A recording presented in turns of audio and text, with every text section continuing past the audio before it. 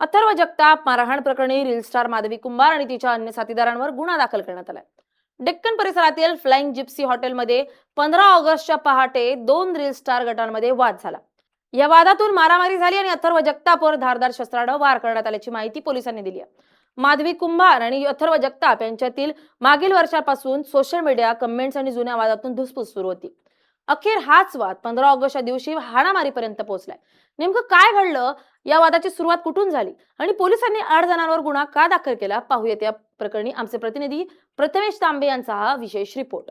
डोळ्यावर काळा goggle, Yamaha गाडी आणि सोशल मीडियावर लाखो फॉलोअर्स, हे वर्णन आहे माधवी कुंभारीचं. माधवी कुंभारची ओळख जी आहे ती नव्याने करून द्यायची गरज नाही, कारण आपल्या वादग्रस्त व्हिडिओच्या माध्यमातून ती नेहमीच समाज माध्यमांवर चर्चेत असते.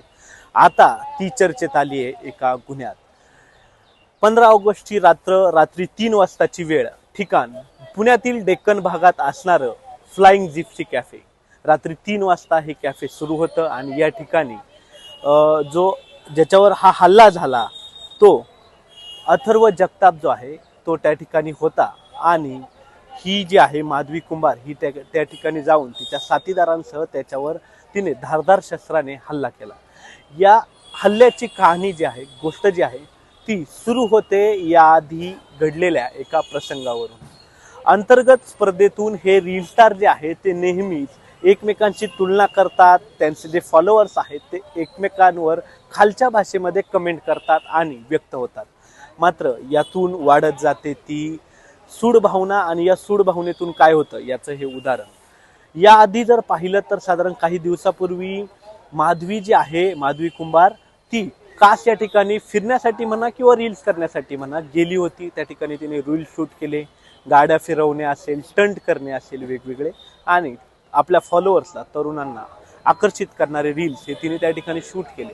आणि या संपूर्ण वेळी जे हे चित्रीकरण सुरू होतं त्यावेळी ज्याच्यावर हल्ला झालाय तो प्रमोद जगताप जो आहे, माफ करा, अथर्व जगताप जो आहे, त्या अथर्व जगतापच्या गाडीला हिची कट लागली आणि यातूनच या दोघांमध्ये जो आहे तो त्या ठिकाणी वाद झाला.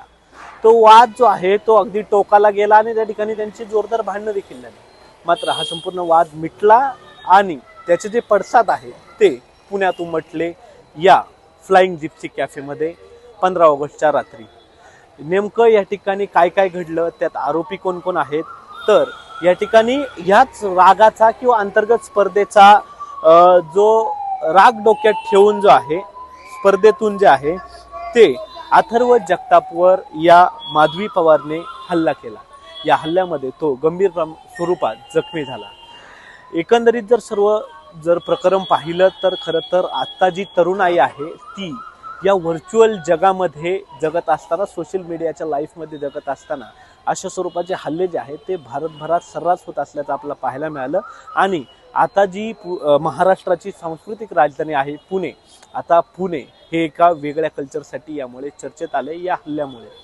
तर हा जो हल्ला झाला त्या हल्ल्यामध्ये जे आरोपी आहेत ह्या अंतर्गत वादातून किंवा ते जे आधी जो वाद झाला होता कास या ठिकाणी, यातून त्याच्यावर हल्ला झाला. आणि त्यामध्ये आरोपींची वय जरूर ऐका. सर्वप्रथम जो आरोपी आहे माधवी कुंभार, स्वतः जिने ही रील स्टार आहे, तिचं वय आहे 23 वर्ष.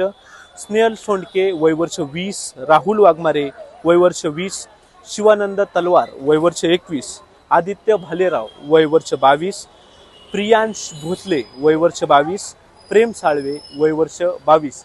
ही या जो जगताप आहे, अथर्व जगताप, याच्यावर हल्ला करणाऱ्या जे हल्लेखोर आहेत त्यांची यादी आहे. आणि हे सगळे जे आहेत ते या रील स्टार ग्रुप माधवी च्या ग्रुपमधले हे सर्व तिचे मित्रमैत्रिणी आहेत. आणि त्यांनी यातून या सूडबुद्धीने जो आहे तो हल्ला डेक्कन भागात केला. आणि त्याच्या दुसऱ्या दिवशी जेव्हा त्याची बातमी आली त्यावेळी त्यांच्यावर, या सर्वांवर जे आहे ते गुन्हा दाखल झाला आहे. त्यामुळे ही जी तरुणाई आहे ती नेमकी कोणत्या दिशेला चालली आहे हा प्रश्न सध्या सर्वत्र आपल्याला पाहायला मिळतोय.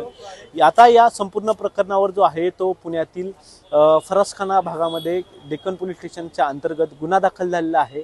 आणि या संपूर्ण प्रकरणावर या झोनचे DCP पोलीस उपायुक्त कृषिकेश रावळे यांनी काय म्हटलंय पाहूयात.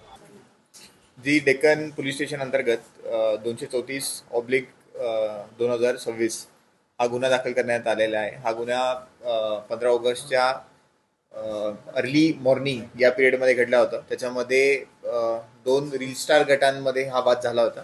एक रील स्टारचं गट म्हणजे माधवी राजेश कुंभार आणि तिचे मित्र, आणि दुसऱ्या साईडला असेल अथर्व प्रमोद जगताप आणि त्याचे काही सहकारी.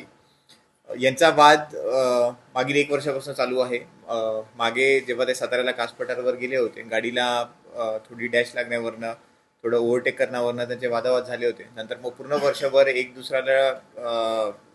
दुसऱ्याची खोड काढण्याचा प्रकार ते नेहमी करत असायचे.